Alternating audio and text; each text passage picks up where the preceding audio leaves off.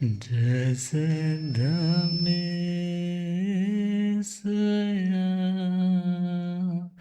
मनो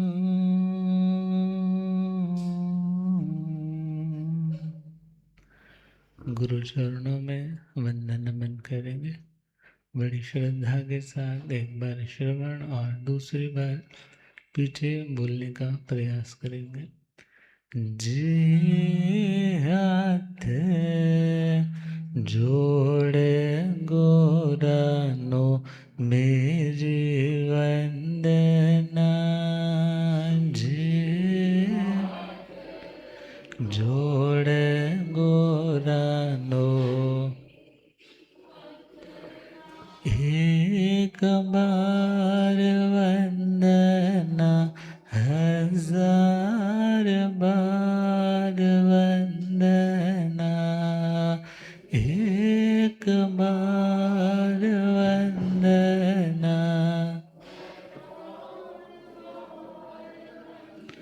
लाख बार वंदना। करोड़ बार वंदना। लाख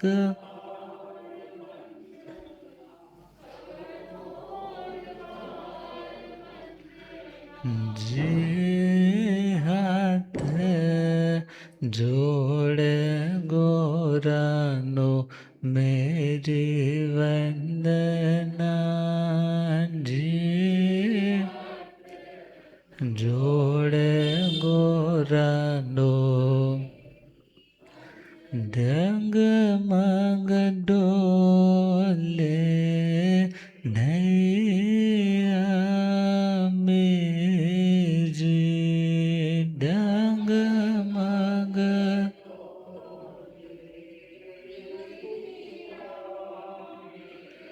मुझको है सतगुरु तेरी। मुझको होठ है जियासा भवसागर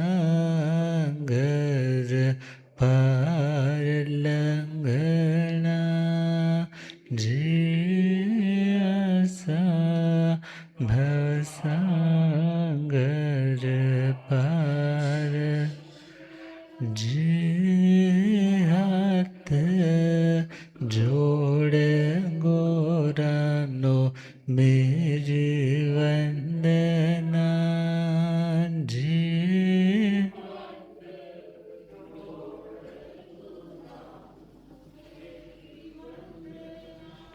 अनंत अनंत शांति के निकेतन शासनपति श्रमण भगवान महावीर स्वामी के पावन चरण अरविंदों में हार्दिक भावना वंदन नमन।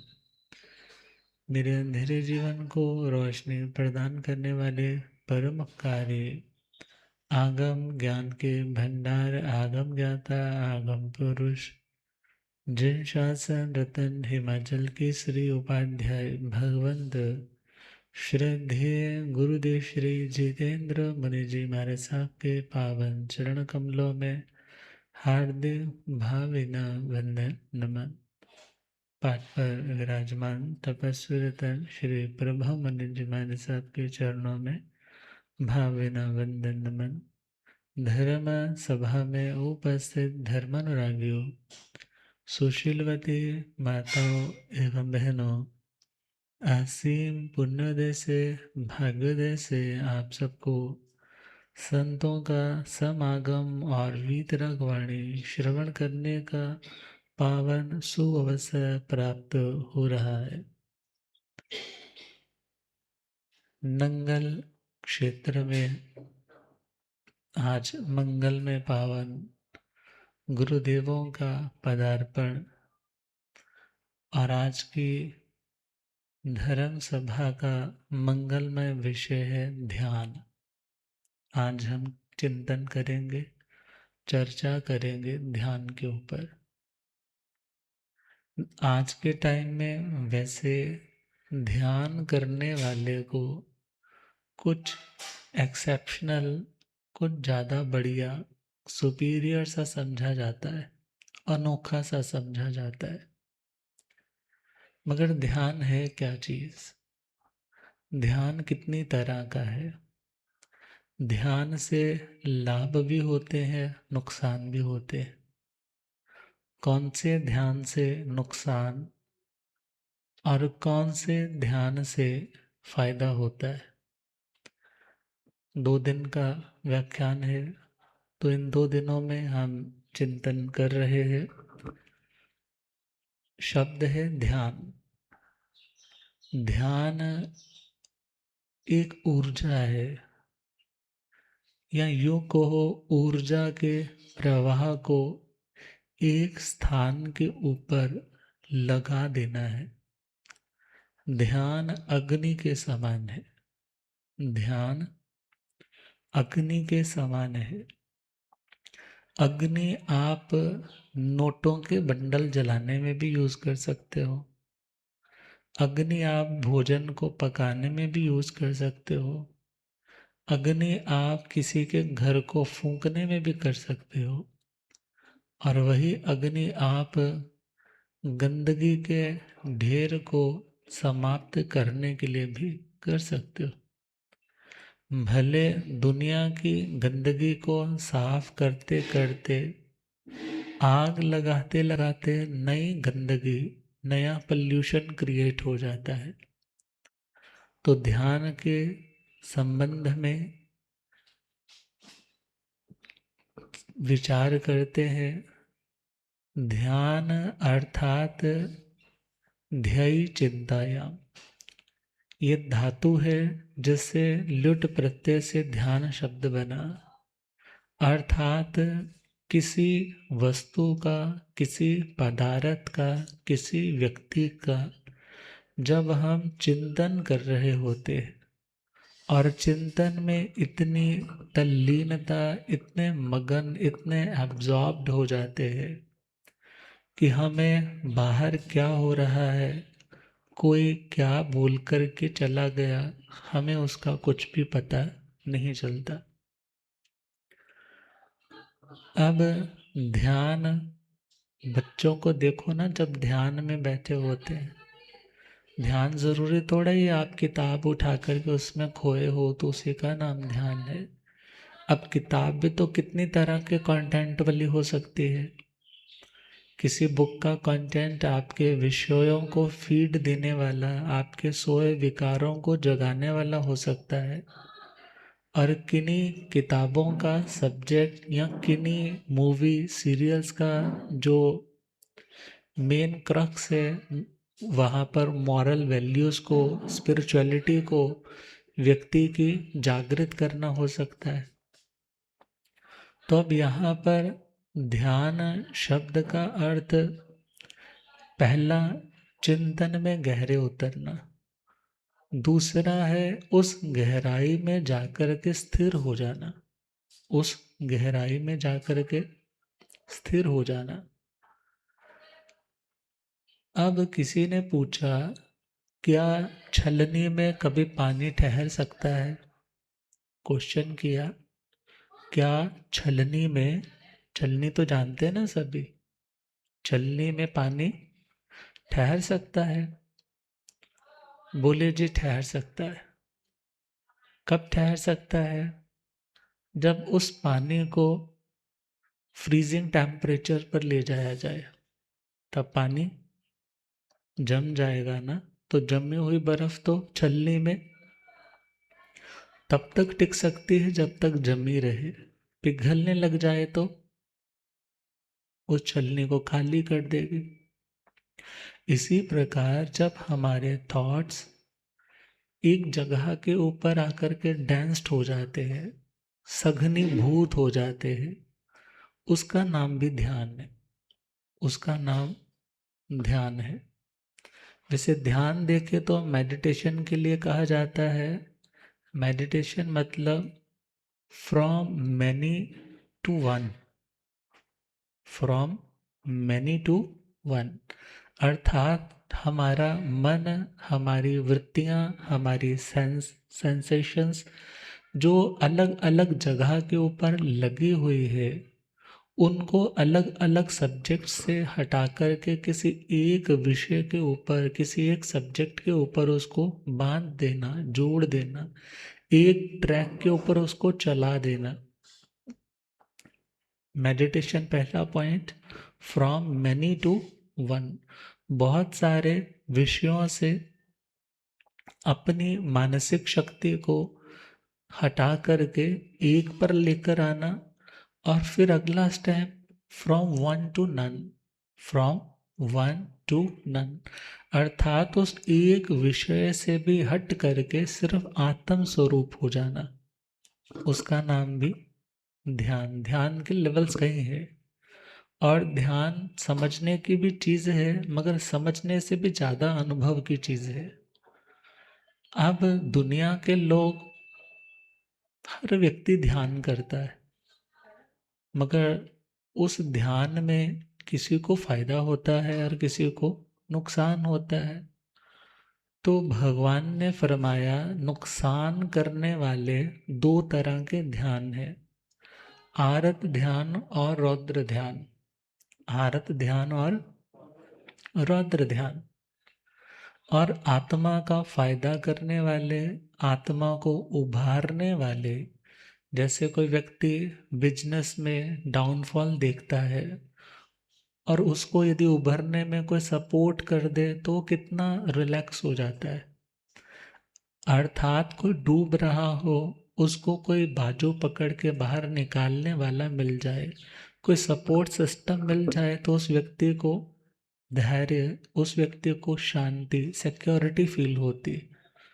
अब इसी प्रकार दो तरह के ध्यान जो आत्मा को डूबते डूबते को उभार लेते हैं, वो ध्यान है धर्म ध्यान और शुक्ल ध्यान। वो ध्यान कौन से? धर्म ध्यान और शुक्ल ध्यान। वैसे तो ध्यान मन की चीज है, मन का सब्जेक्ट है, क्योंकि मन से भावनाएं, भावनाओं से फीलिंग्स, और फीलिंग्स के अकॉर्डिंगली वैसे रिजल्ट आने लग जाते। तो चार तरह का ध्यान, आरत ध्यान, रौद्र ध्यान, धर्म ध्यान और शुक्ल ध्यान। अब आरत ध्यान में देखे, आरत का मतलब दुख, ऋत बोलते हैं दुख को। उस दुख से जो युक्त है उसका नाम आरत है।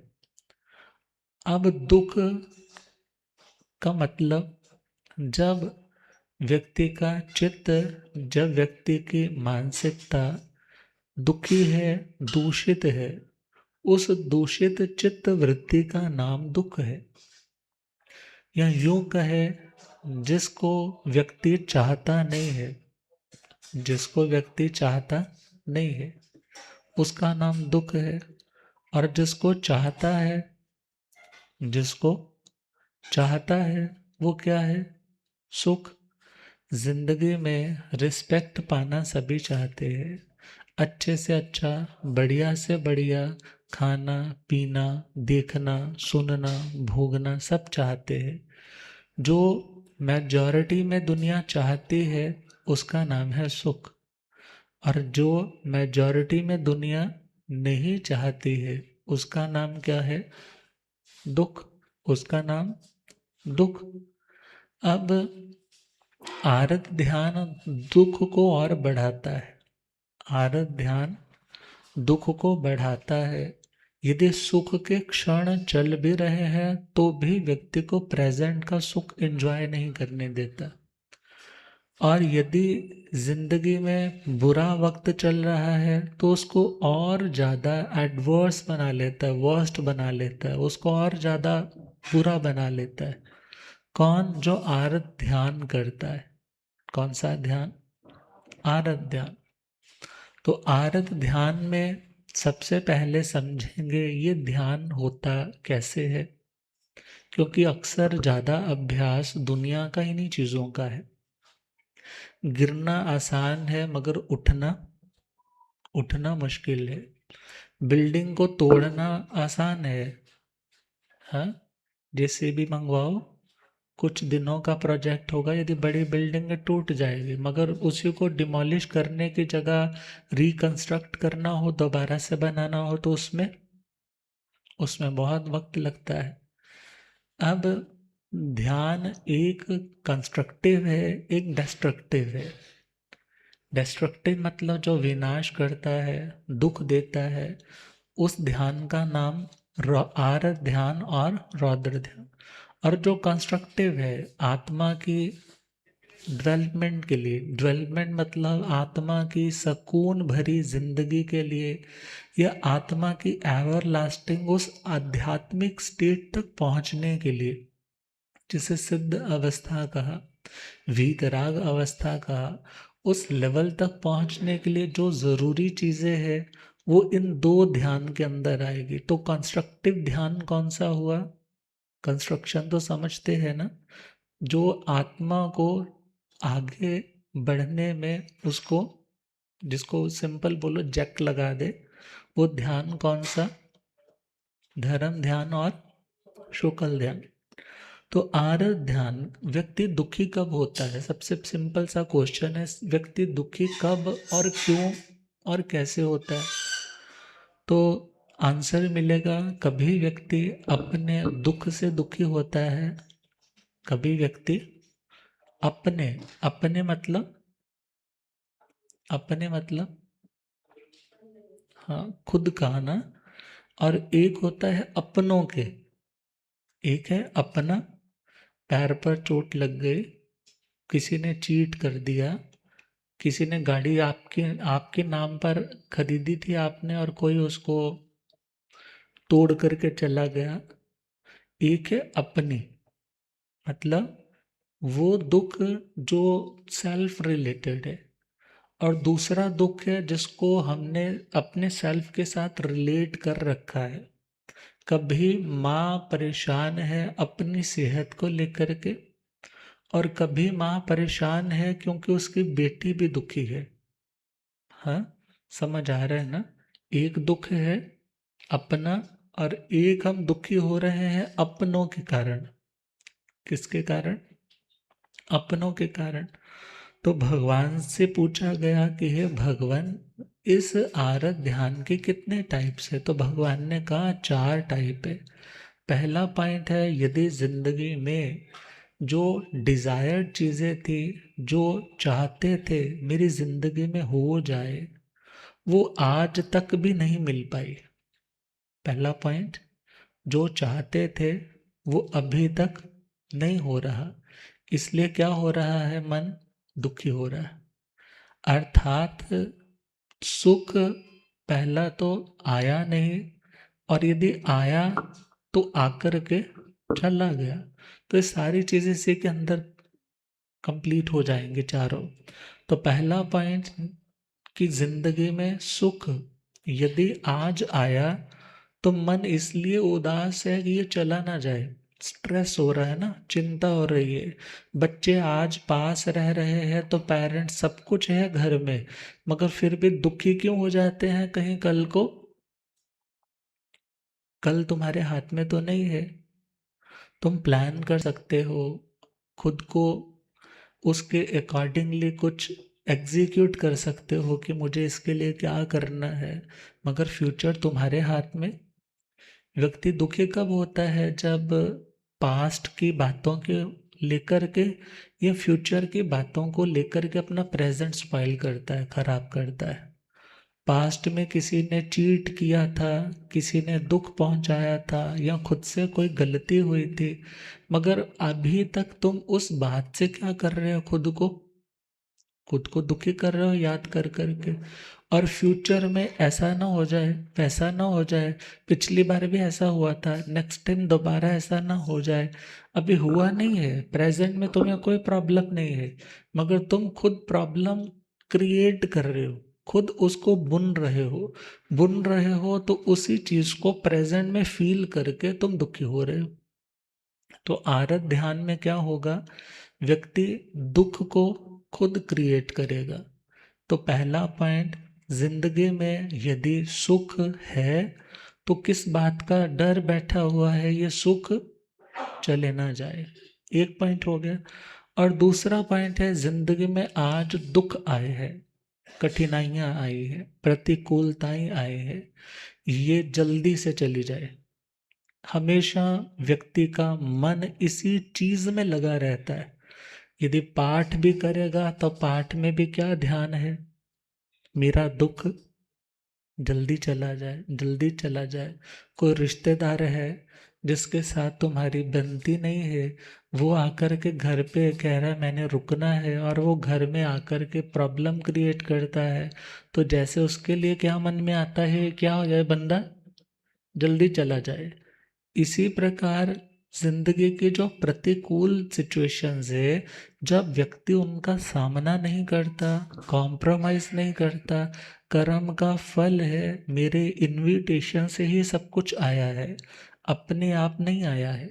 जब इस तरीके का चिंतन सोच उसकी नहीं चलती, तो वो क्या सोचता है, बस सुख तो आए और आकर के कभी कभी ना जाए, मगर दुख पहला तो आए नहीं, और यदि आए तो टिक ना पाए, यदि आए तो टिक ना पाए, बस परनाले की तरह पानी बह कर के नीचे उतर रहा है, मेरी जिंदगी में प्रॉब्लम्स ना आए।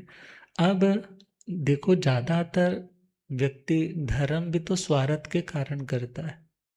आप कहोगे महाराज जी, साधु लोग साधु बनते हैं तो क्या सोच के बनते हैं? बोले जी, कर्म कट जाए। किसके लिए बनते हैं? कर्म कट जाए, एवर लास्टिंग पीस को प्राप्त कर ले। फिर क्या महाराज जी, ये स्वार्थ नहीं है? ये स्वार्थ नहीं है।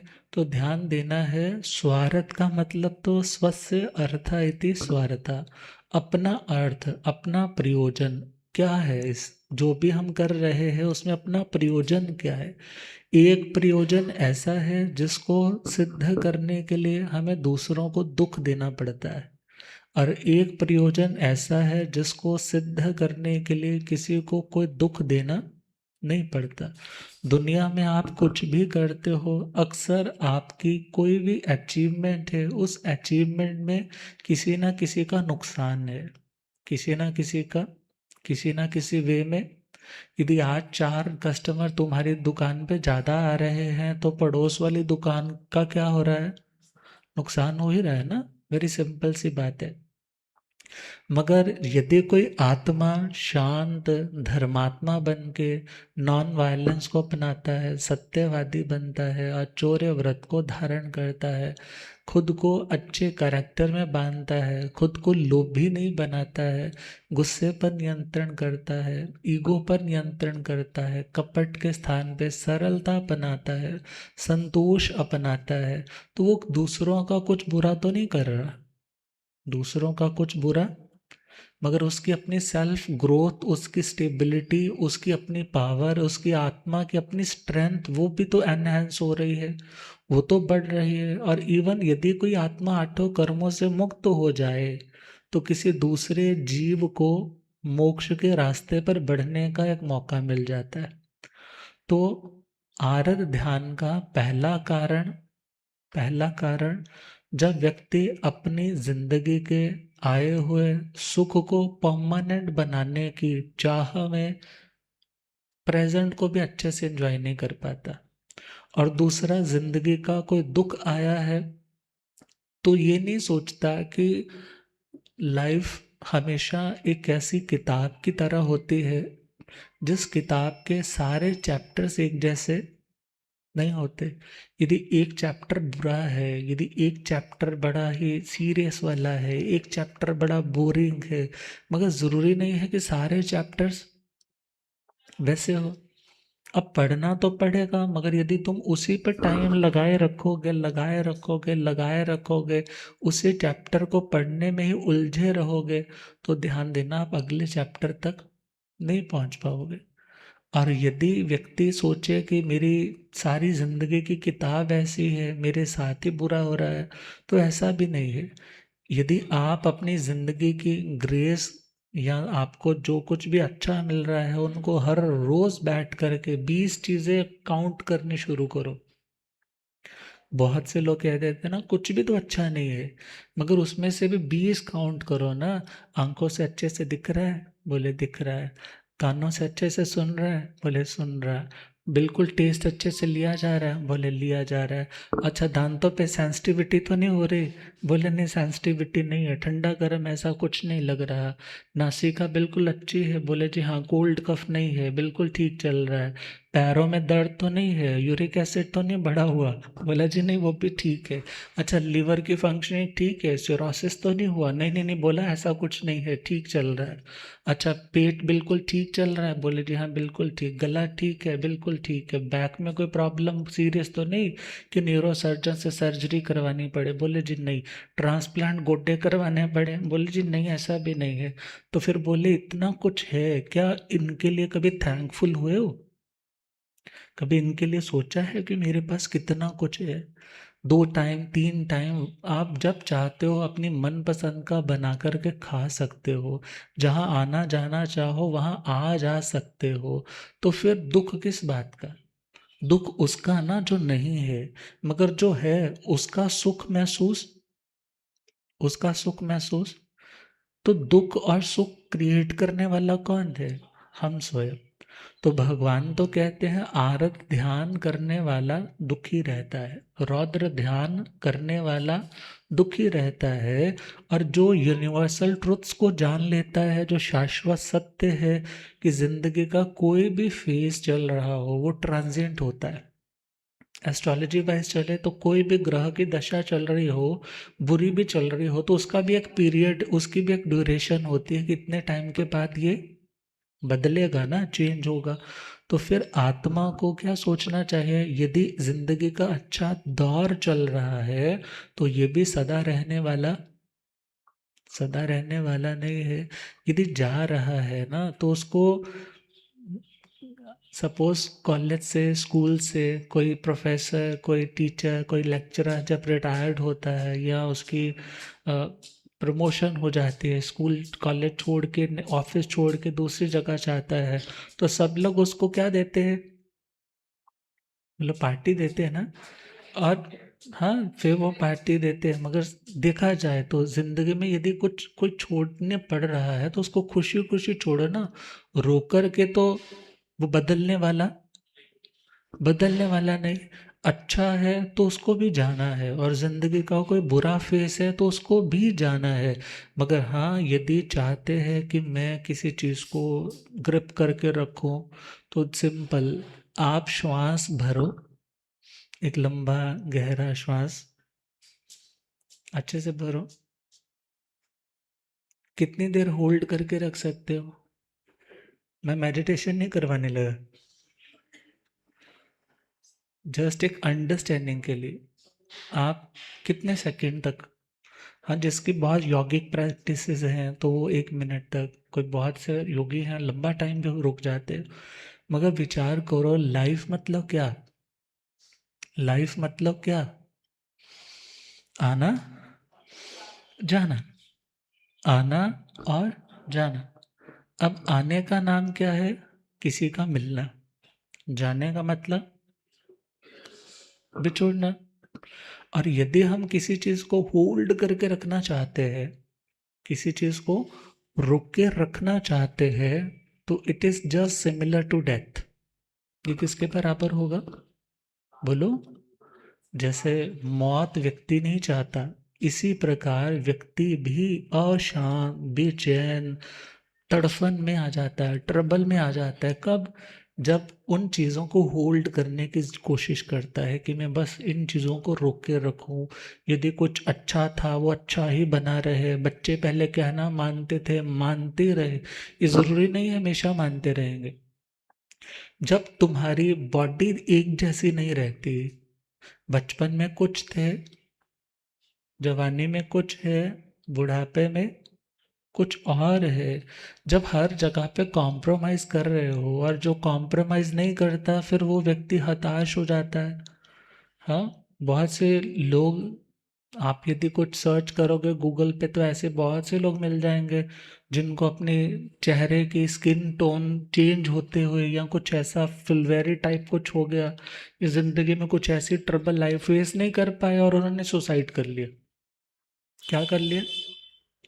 मगर यदि समझदार होते तो क्या सोचते, ये तो बाहर के एनवेल्प्स है ना, ये बाहर के शगुन वाला लिफाफा होता है ना, बाहर वाला, मगर यदि उसके अंदर नोट है तो कीमत किसकी है?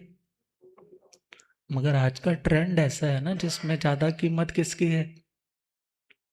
बाहर की प्रेजेंटेशन की है। मगर ध्यान देना है, इन्वेल्प इन्वेल्प ही रहेगा, बाहर की चीज बाहर की रहेगी, कीमत अंदर की पड़ेगी। इसलिए हम क्या कोशिश करें, यदि बाहर कुछ चेंज आ भी रहा है तो बाहर का चेंज ज्यादा मायने नहीं रखता। मायने क्या रखता है कि हम अपनी वैल्यूज, अपनी कीमत को बरकरार रखें, अपनी नेचर को, बाहर के लोगों के सरकमस्टांसेस को कैसे भी क्रिएट किया, कैसे भी बनाया, तो उसमें उलझ करके अपने आध्यात्मिक स्पिरिचुअल शांति को खराब होने न दे। तो पहला पॉइंट है दुख का कारण, वो तो वेरी सिंपल है, अपना कर्म। दुख का कारण कौन? कर्म। कर्म का मतलब एक्शन, कर्म का मतलब जैसा बोया वैसा वैसा पाना। अब बोया यदि आपने आम है तो वहां पर बबूल नहीं लगेंगे, और बोए बबूल हैं तो आम नहीं लगेंगे। ये तो कितना इजीली दूसरे को समझाते हैं, तो कितना इजीली समझाते हैं। मगर जब खुद की जिंदगी में कुछ ऐसा चल रहा हो तो वहां पर भी खुद को समझाना उससे भी बड़ी बहादुरी है। कि यदि तुम दूसरों को तो समझा पा रहे हो, खुद को नहीं समझा पा रहे, तो इट मीन्स तुम्हारा ज्ञान तुम्हारे काम नहीं आ पा रहा। तो पहला उपाय दुख को दूर करने का, कि हम उन यूनिवर्सल शाश्वत नियमों को जाने समझे। कर्म किया है, फल भोगना पड़ेगा, आज नहीं कल, कल नहीं परसों, मगर भोगे बिना छुटकारा। यदि कट रहे हैं तो जल्दी से कट जाए, तो मुझे उसी में शांत रहना है। हे आत्मा, मुझे दूसरों को, निमित्तों को दोष दे करके अपनी नई कर्म की, मुझे नई कर्म की फैक्ट्री को स्टॉक नया ऑर्डर कर करके भरना नहीं है। क्योंकि जितना भी स्टॉक होगा, जब तक खाली नहीं होगा तब तक आत्मा इस दुनिया से रुखसत, इस संसार परिभ्रमण से मुक्त नहीं हो पाएगी। तो पहला कारण है दुखी होने का या आरत ध्यान का। जब जिंदगी में कुछ अनडिजायर्ड होता है, व्यक्ति उसको चेंज करने में अपनी एफर्ट लगाता रहता है कि ये जल्दी दूर हो जाए, मन टिकता नहीं। मन टिकता है तो उसी बात पे टिकता है कि मैं दुखी बहुत हूँ, मेरी जिंदगी में ये दुख बहुत है, आंखों से आंसू आते हैं। व्यक्ति खाने में भी, पीने में भी क्या करने लग जाता है, ना ना ना, मैंने नहीं, मेरा मन नहीं कर रहा, अकेला अकेला बैठने लग जाता है। यदि चार लोगों में भी बैठा है तो वहां पर भी उसको ऐसा ही लगता है मेरे दुख को समझने वाला कोई नहीं। और टप टप आंखों से जब आंसू टपकते हैं तो सामने वाले कहते हैं तू कहाँ चला गया, तो क्यों रो रहा है? फिर क्या बोलता है, मुझे भी पता नहीं चला। क्यों? क्योंकि उसका ध्यान कहाँ लग गया, अपनी जिंदगी के उस दुख को कंसंट्रेट करके, उसको मैग्नीफाई करके उस वो देख रहा है। अब जिस चीज को ज्यादा बड़ा करके देखोगे तो वो बड़ी दिखेगी, तो प्रॉब्लम्स को बड़ा करके देखेंगे तो प्रॉब्लम्स बड़ी दिखेंगी। और यदि अपनी जिंदगी की अच्छाइयों को, खुशियों को बड़ा करके देखेंगे, काउंट करके और बड़ा करके देखेंगे, तो क्या दिखेगा कि मेरी ज़िंदगी में खुशियाँ हैं। मैं कंप्लेंट्स ज़रूर कर रहा हूँ मगर प्रेजेंट में तो ऐसा दुख नहीं है। अभी इस टाइम आप बैठे हो, सिर्फ इतना को दुख लग रहा होगा कि गर्मी बहुत लग रही है, नहीं लग रहा, चलो वेरी गुड। मगर इसके अलावा और तो कोई दुख नहीं है ना। अब घर पे भी तुम बैठे हो, ऑफिस में भी बैठे हो, तुम प्रेजेंट उसी टाइम अपने प्रेजेंट मोमेंट में चेक करो कि प्रेजेंट में क्या है दुख मेरे को। प्रेजेंट में कोई दुख, वर्तमान में तो दुख नहीं। और जो वर्तमान में जीवित रहना सीख ले तो वो धीरे धीरे पास्ट कर्मा को भी नलीफाई करना सीख जाता है, और वही व्यक्ति अपने फ्यूचर को भी कर्मों के ऋण से उऋण होने की तरकीब आत्मसात कर पाता है। तो जिंदगी में दुख यदि है, अपने दुख है, तो व्यक्ति क्या चाहता है? दूसरे की झोली में चले जाएं या मेरे से दूर हो जाए। और दूसरा, यदि सुख है तो सुख कभी मेरे से सेपरेट ना हो।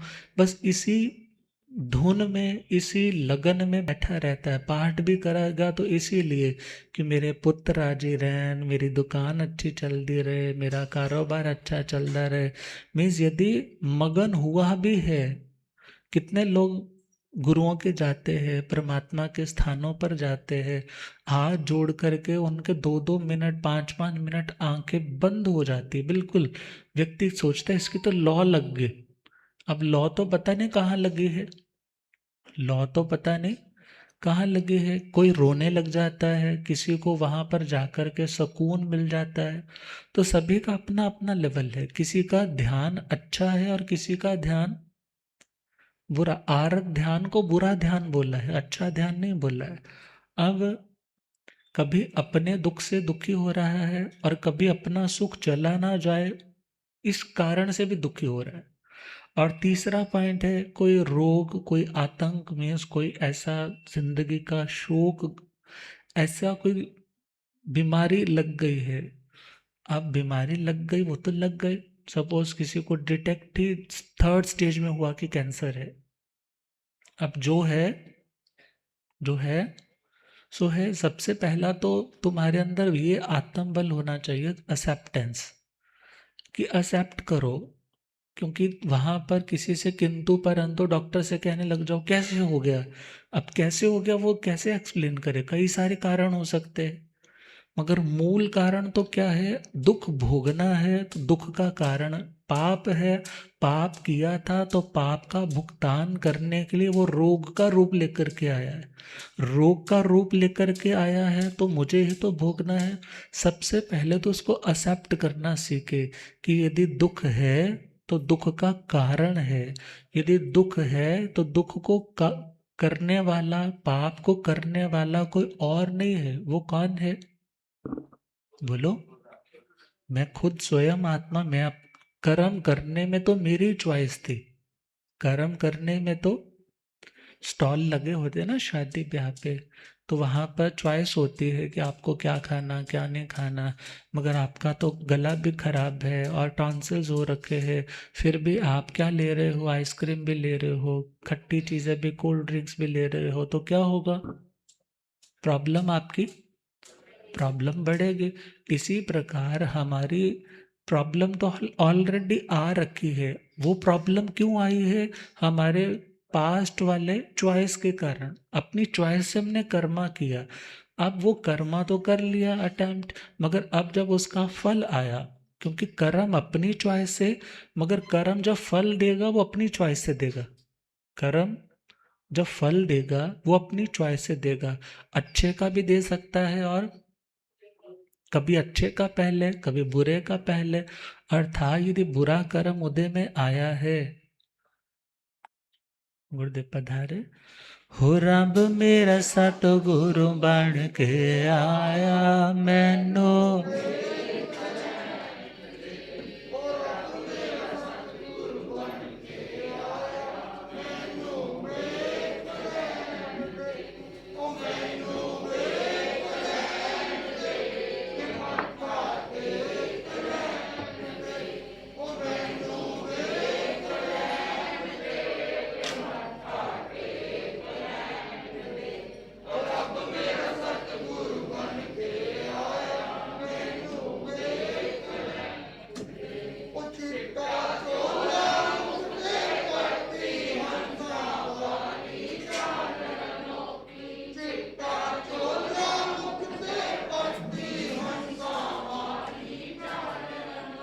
हो इत्थे झुकदा है संसार मैनू,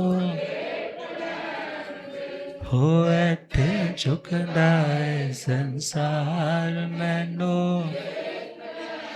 हो रब मेरा सतगुरु बन के, बुलियागम ज्ञाता आगम पुरर्जन शास्त्र तन हिमाचल केसरी उपाध्याय भगवंत श्रद्धे गुरुदेव श्री जितेंद्र मुनि जी।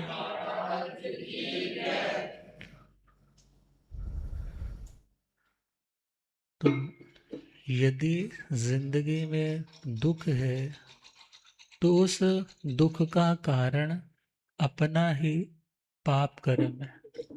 पाप का मतलब जो पतन देता है, जो प्रोग्रेस के स्थान पे हमें डिग्रेड कर देता है, वो कौन है? पाप है। हम कह देते हैं जो कुछ अच्छा करने चलो तो टंगा खींचने वाले बहुत ने, मगर कोई खींचेगा कब? खींचेगा कब? आप गिरोगे कब? जब आपका अपना पुण्य कमजोर होगा और पाप का उदय भाव होगा। अब पाप पतन देता है और पुण्य पुण्य व्यक्ति को सुविधा देता है, और धर्म व्यक्ति को स्थिरता देता है। धर्म क्या देता है? धर्म स्टेबिलिटी देता है। धर्म का मतलब स्वभाव, स्वभाव का मतलब नेचर, नेचर का मतलब अपना नेचुरल ट्रेड। जैसे नींबू का अपना नेचुरल गुण है खट्टापन, शीतलता। पानी का अपना धर्म है कि अग्नि पर डालो चाहे गर्म भी होगा, आग जल रही है तो उस पर डालोगे तो आग। इसी प्रकार आत्मा का भी धर्म है, आत्मा की भी अपनी आइडेंटिटी है। वो है जानना और देखना। जानना और सपोज आप रेलवे स्टेशन, अब तो रेलवे स्टेशन की तो जरूरत नहीं, आपके तो साथ ही लाइनें हैं यहाँ पे। हाँ, तो अब कितनी ट्रेन्स निकलती है, कितनी ट्रेन्स निकलती होंगी रोज की? मगर इतनी सारी ट्रेन्स निकलती है, और सपोज यहाँ पे रेलवे स्टेशन भी हो, आप रेलवे स्टेशन पर आकर के प्लेटफॉर्म पे बैठे भी हो, मगर आप आने जाने वाली ट्रेन्स को देख तो रहे हो, मगर किसी में चढ़ नहीं रहे, किसी में सवार। तो जब व्यक्ति जस्ट एन ऑब्जर्वर बन जाता है, जस्ट जानना, देखना, लेट गो, जाने देना, तब व्यक्ति खुद को सेटल कर पाता है। और यदि उन्हीं में उलझा रहता है, उन्हीं के बारे में सोचता रहता है, कोई दुख, कोई रोग ऐसा लग गया खुद को या अपने बड़े किसी नजदीकी को, तो क्या होने वाला है? आरत ध्यान। तो भगवान ने कहा आरत ध्यान करना भी तुम्हारी चॉइस है, और आरत ध्यान से बचना भी। बोलो। तुम्हारे हाथ में कोई जलता हुआ अंगारा पकड़ाने की कोशिश करे, सपोज करो बड़ी जबरदस्ती हाथों में थमा दे, और इधर से तुम्हें एंथीसियस लगा दे। क्या लगा दे? अब एंथीसियस लगा रखा है तो हाथ पे अंगारा रखा है, तुम्हें उसकी सेंसेशन सेंसेशन नहीं है, मगर हाथ तो चल रहा है। मगर जब होश आएगी तो क्या लगेगा? इस अंगारे को फेंक दो, छोड़ दो। इसी प्रकार जब तक तो मोह की दशा है तब तक लगता है कि नहीं ये मेरा कंफर्ट जोन है, मुझे ठीक लगता है, मैं रो लेता हूँ, ठीक है, मैं किसी से शेयर कर रहा हूँ, अपना दुख बोल रहा हूँ, ठीक है, मैं यदि उन बातों को सोच रहा हूँ तो ठीक है। मगर ये ठीक नहीं है, मगर ये ठीक, अर्थात हमें जब ये एहसास हो जाए मैंने अंगारा पकड़ा है, अंगारा हाथ में है, और मुझे इसको छोड़ना है, मुझे ये रिप्लेस करना है, इसकी जगह रखना है, तो किसी अच्छी चीज को रखूंगा जिससे मैं खुद को शीतल कर पाऊं, शांत कर पाऊं।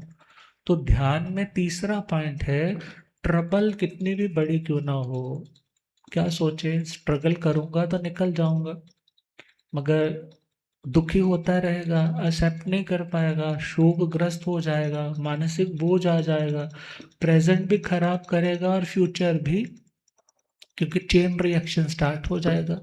क्योंकि जब नेगेटिव थॉट चलते हैं तो वो मल्टीपल होते हैं। और कुछ अच्छा सोचने लगो ना, जस्ट यदि इतना ही सोचना शुरू करो कि मैं आत्मा हूँ, मैं आत्मा हूँ, मैं जानने और देखने वाला हूँ, मैंने कर्म किए, मैंने कर्म भोगने, हे आत्मा किसी को दोष नहीं दे। आप 4-5 लाइन का मंत्र बना करके ना इस पर 5-10 मिनट चिंतन करते जाओगे ना, सेल्फ रिलेट करके, तुम्हारा दुख तुम्हें खुद महसूस होगा कि जो अभी मैं दुख फील कर रहा था बिल्कुल कपूर की तरह उड़ने लग पड़ा। अब थॉट चेंज किया, इमोशंस चेंज हुए, फीलिंग चेंज हुई। और यदि फीलिंग गलत है तो उस गलत फीलिंग में व्यक्ति जब गलत उपाय करता है तो अपने प्रेजेंट में भी गलत अटेम्प्ट कर रहा है, फ्यूचर में के लिए भी खुद के फ्यूचर को इनसिक्योर बना रहा है। तो चौथा पॉइंट है, जिंदगी के भोगे हुए सुखों के दिनों को याद करना। जिंदगी के भोगे हुए सुखों के दिनों को याद करना। चलो याद करना यहाँ तक तो ठीक था, मगर याद करके दुखी होना, याद करके दुखी होना। सपोज कोई टाइम था, घर में गाड़ी थी, घर में हर चीज थी, घर का हर व्यक्ति तुम्हारी सुनता था, मगर आज घर के साधन भी कम हो गए हैं और तुम जो सुविधाएं भोगते थे वो सुविधाएं भी नहीं मिल रही है, और घर के जो पहले रिस्पेक्ट देते थे वो रिस्पेक्ट भी। अब उन पुरानी चीजों से बार बार कंपैरिजन करते जाओगे तो क्या होते जाओगे? कौन क्रिएट कर रहा है दुख को? सामने वाला तो। थिएटर मूवी में जाते हो ना, आजकल तो पेविलियन मॉल्स वगैरह हो गए ना, तो थिएटर में जाते हो तो मगर वो थिएटर में प्रोजेक्टर से जो लाइट एमिट हो रही है, उस स्क्रीन पर कौन सी फिल्म आएगी? जो ऑलरेडी ऑलरेडी रिकॉर्डेड है। आप सोचो कि मेरा हीरो पिट रहा है, मेरे हीरो की धुनाई हो रही, मैं उस विलन को जाके गले से पकड़ूं, उसके 2-4 बैट लगाऊं, उसको मारूं और उसको प्रोटेक्ट कर लूं। यदि तुम अपनी सीट से उठ करके वहां पर जाते हो, कुछ करते हो, तो वहां कुछ है? वहां कुछ है? वहां तो कुछ नहीं है। क्योंकि चेंज करना है तो कहाँ करना पड़ेगा? चेंज करना है तो उस रील के अंदर करना पड़ेगा जहां से प्रोजेक्शन हो रही है। इसी प्रकार व्यक्ति बाहर की सिचुएशन से तो लड़ने की कोशिश करता है, मगर ये नहीं देखता कि ऑलरेडी रील में, मेरे कर्मा में मैंने कैसी एक्टिंग की थी, क्या रिकॉर्डिंग की थी। कुछ कर्मा होते हैं कि एक टाइम तक उसको नलीफाई, उनको डिलीट किया जा सकता है, स्क्रिप्ट को काटा जा सकता है, मगर एक टाइम आता है जब सब कुछ फाइनल हो जाता है, उसका नाम निकाचित कर्म हो गया। अब उसको तो उसी रूप में आत्मा को भोगना पड़ता है। तो जिंदगी के यदि कुछ सुनहरे दिन याद आते हैं, कुछ गोल्डन टाइम याद आता है, व्यक्ति कंपैरिजन करके फिर बार बार क्या कहते रहता है? तुम पहले जैसे नहीं रहे, तुम पहले तो ऐसे होते थे, अब तुम ऐसे हो गए हो, पहले तुम ऐसी केयर करते थे, अब तुम वैसे केयर। अर्थात यदि पूर्व के, अतीत के उन दिनों को ज्यादा याद करोगे जो सुखमय थे, उनको याद करने से तुम्हारा आज का दुख जाने वाला नहीं, बल्कि दुख और ज्यादा बढ़ने वाला है। बल्कि तुम तो ये सोच सकते हो, लोग तो कहते थे कि जंगलों में जाके साधना करनी चाहिए, दुनिया में कोई अपना नहीं है। वो सब लोग पराए ने, सब चिता ते चढ़ावणगे, जेड़े अपने बनाए ने। चिता ते चढ़ावणगे, जेड़े अपने बना। ओ चलो मन समझा लइए, चलो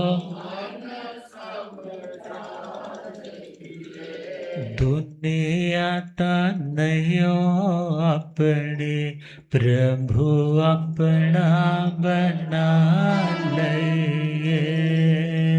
ढूंढे आता नहीं अपने, प्रभु अपना और जब व्यक्ति यह महसूस करता है, अरे लोग तो तरसते हैं कि मैं कुछ धर्म करूं, टाइम नहीं निकलता, चलो अच्छा है मुझे ये ज़्यादा डिस्टर्ब नहीं कर रहे, नहीं तो मेरे को ज़्यादा बातें, मैं भी खुद पोजेसिव हो जाता, मैं भी इनके प्रति ज़्यादा टाइम डिवोट करता। अब इन्होंने, कुदरत ने मुझे टाइम दिया है साधना करने का, कुछ सेल्फ इंट्रोस्पेक्शन करने का, कुछ नया पढ़ने का, कुछ नया सीखने का, और दुनिया के लोगों के दुखों को अंडरस्टैंड करने का। बिकॉज जब सुखों का टाइम होता है व्यक्ति दूसरों के दुखों को अंडरस्टैंड नहीं कर पाता, मगर जब जिंदगी का दुख आता है तब लगता है, तब व्यक्ति सोच पाता है, हाँ सीता माता ने कितने दुख सहे होंगे। हाँ, तब अंडरस्टैंड होगा ना। तब महसूस होता है जब एक टाइम की रोटी टाइम पर ना मिले, पता लगे कि आज का तो खाना बनेगा ही नहीं, सिलेंडर ही खत्म है, और बाहर जाएंगे नहीं, क्यों? क्योंकि गाड़ी में भरवाने के लिए तेल भी नहीं है, पेट्रोल भी नहीं है। तो ऐसी सिचुएशन में क्या सोचेंगे, अरे देखो हमारे गुरु महाराज तो पता नहीं किन्हीं क्षेत्रों में मिल जाता होगा, सभी थोड़ा ही एक जैसे होते हैं कई जगह पे। चलो आज हमें घर बैठे बैठे उस चीज को, अब जिंदगी में कभी चार पैसे ज्यादा है कभी कम है, मगर यदि ये सोच करके बैठोगे पहले के दिन बड़े अच्छे थे, कंपैरिजन करते रहोगे तो तुम सुखी नहीं हो पाओगे। और यदि सुख चाहिए तो सबसे पहले प्रेजेंट सिचुएशन को एक्सेप्ट करो। एक्सेप्ट करोगे तो धीरे धीरे तुम अपने फ्यूचर के लिए भी प्लान कर पाओगे। मगर एक्सेप्ट नहीं, रेजिस्टेंस में पावर अपनी वेस्ट करोगे, उसको रिपेल करने में ही, उसको धकेलने में ही ऊर्जा लगाते रहोगे, तो अपने उस प्रेजेंट को तुम अच्छा बना नहीं पाओगे। तो भगवान के कुछ सूत्र ध्यान के बारे में, क्योंकि व्यक्ति ध्यान करता है ना, सामायिक में बैठा बैठा भी तो रोने लग जाता है। पूछा क्यों रो रहा है, बस पता नहीं क्यों रो रहा है। फिर दोबारा पूछा, अजी मेरे तो घर में ऐसा चल रहा है, मेरी बेटी वहां पर खुश नहीं है, पैसे उन्होंने उसके ले लिए, उसको खर्चा पानी भी नहीं देते हैं, अब रोना क्यों आ रहा है? तुम्हारे जिंदगी में कोई कमी नहीं है, मगर किसकी बात को लेकर के दुखी हो रहे हो? बल्कि तुम दुख क्रिएट करके सामने वाले को तो और वीक बना रहे हो। तुम्हें तो क्या देनी है उसको, और स्ट्रेंथ देनी है और पावर देनी है।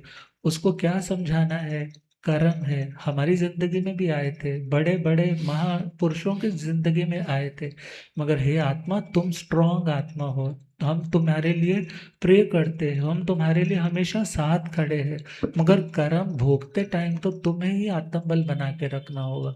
तो आरत ध्यान में जा करके अपने प्रेजेंट को खराब नहीं करना। प्रेजेंट सिक्योर हुआ तो फ्यूचर अपने आप ही ऑटोमेटिकली सिक्योर हो जाएगा। तो आज के लिए इतना ही, बाकी कल पे डिस्कस करेंगे इन्हीं भावनाओं के साथ। ओम शांति।